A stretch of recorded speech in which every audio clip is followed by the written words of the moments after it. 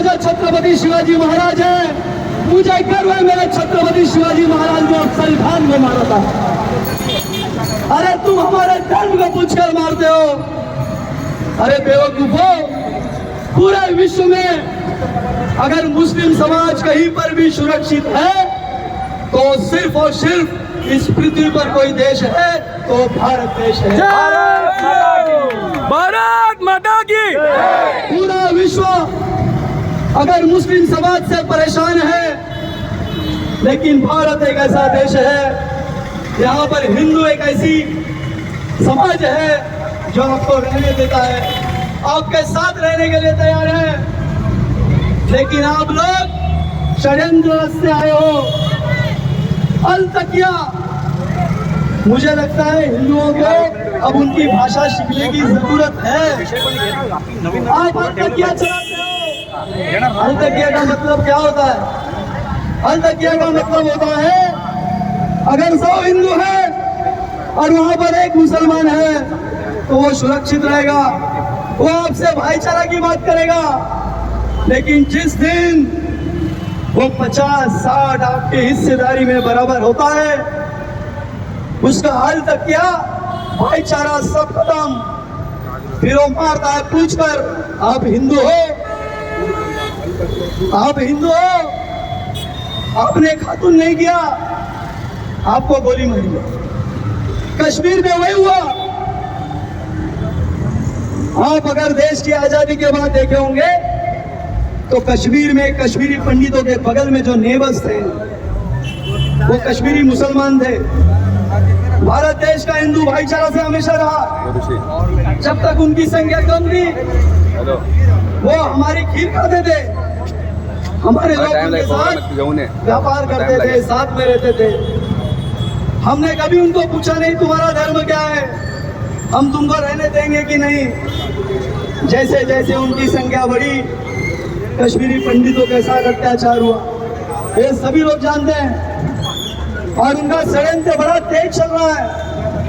हम तो यहाँ आंदोलन करते हैं हर विषय होने पर, वो आंदोलन नहीं करते, वो षड्यंत्र करते हैं। वो अपने बच्चों को शिक्षा देते हैं, वो अपनी महिलाओं को शिक्षा देते हैं कि करना क्या है, और हम लोग मोर्चा करके घर चले जाते हैं।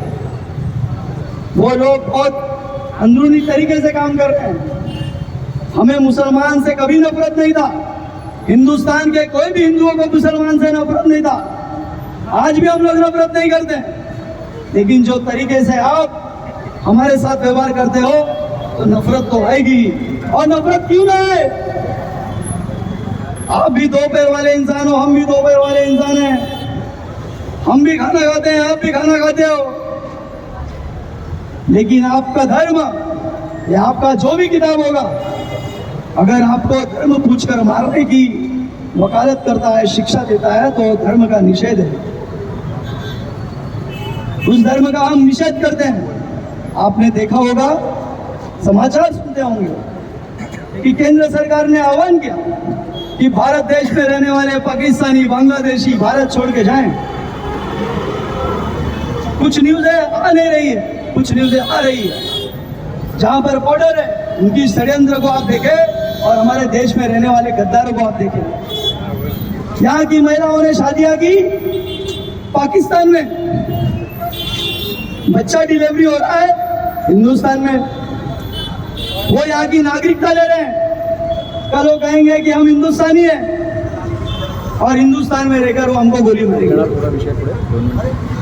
दूसरा आप ध्यान दीजिए कि जहां पर भी कई जगहों पर पाकिस्तान का झंडा रास्ते पर बिछाया जा रहा है, जलाया जा रहा है, हिंदुस्तान के लोगों में इतनी आक्रोश है, कुछ मुस्लिम लोग भी पाकिस्तान का झंडा जला रहे हैं। लेकिन एक विषय समझ में आया मुझे, वाकोला जैसे जगह पर, हमारे यहाँ से ज्यादा दूर नहीं है, वहां पर मुस्लिम जमा हो गए और विरोध करने लगे कि आप पाकिस्तान का झंडा नहीं जला सकते हो।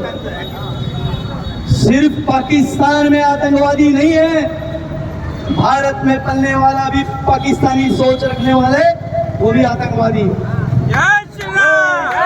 हिंदुस्तान में रहकर आप पाकिस्तानी सोच रखते हो, पाकिस्तान से उतना खतरा मुझे नहीं लगता है। वो तो हमारे फौजी ऐसे नहीं बढ़ते, हमारे फौजी इतने बलवान हैं और हमारे पास इतने देश प्रेमी हैं कि इतने सेना मरने के बाद भी, शहीद होने के बाद भी काफी युवा तैयार रहते हैं सेना में जाने के लिए, इस देश को रक्षा करने के लिए।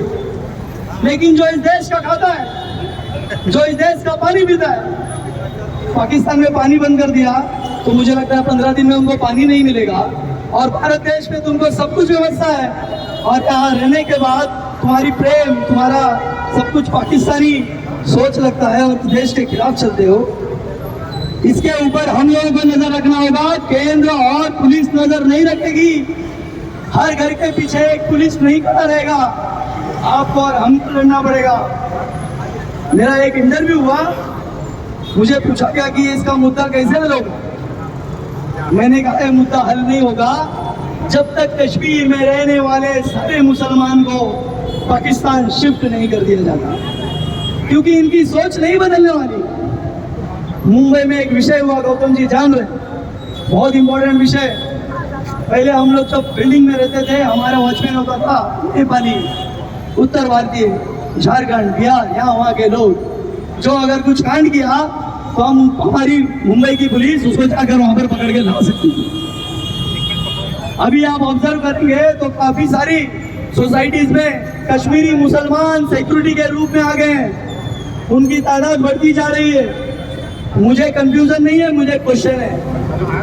मैं तो कंफ्यूज ही नहीं हूँ, मुझे पता है क्या करना है, इसलिए कंफ्यूजन में सेक्युलर हिंदू जो इस देश से प्यार करता है और सेक्युलर नहीं हो सकता।